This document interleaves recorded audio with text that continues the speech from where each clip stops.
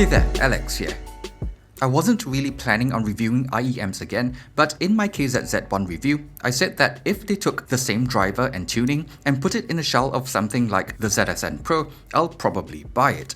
So now that they have sort of done it, I feel like I should at least do a quick video about it. So without further ado, let's dive right in. The packaging is pretty simple as expected. Aside from the IEMs themselves, it's just the usual Starline tips and a silver plated cable.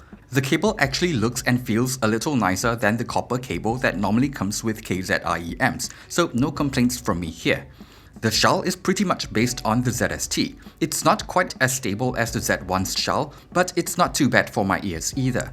The translucent shell looks really sweet in this green color option, and the red 2-pin connector is a nice touch as well. Aside from all that, the most important thing here is of course sound quality.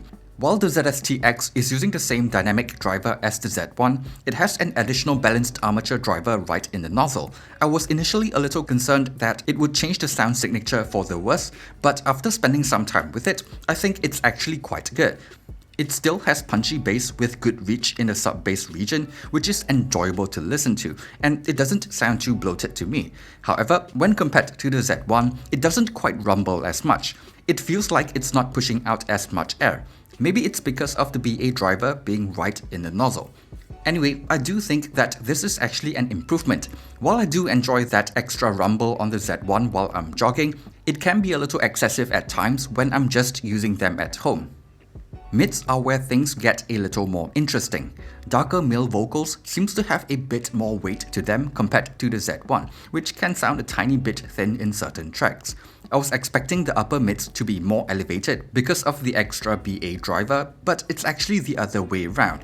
It sounds a little less elevated compared to the Z1, with brighter vocals sounding a little less shouty at higher volumes.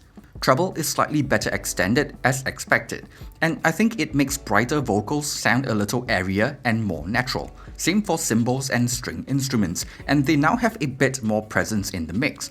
I was initially a little concerned that it would be a bit sibilant like on the KZS2, but that's actually not the case here at all, which is nice. Detail retrieval seems a bit better than on the Z1, mostly just because of the BA driver, but it's still not particularly amazing here. Staging and separation I think are a bit better, but again, nothing mind-blowing. Overall, tonality sounds natural enough, I don't hear any odd timbre in the treble region, and it's just a smooth and fun V-shaped tuning that I think most people will really enjoy. At this asking price, it's a no-brainer for me. These are around the same price as the ZSN Pro, but offer a much more tasteful tuning and sound signature.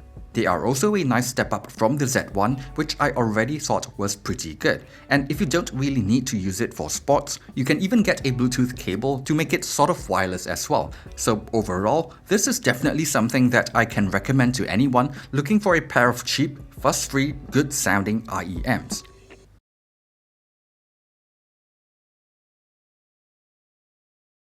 Thanks for watching this video. If you've enjoyed it, be sure to leave a like and subscribe to the channel for more content in the future.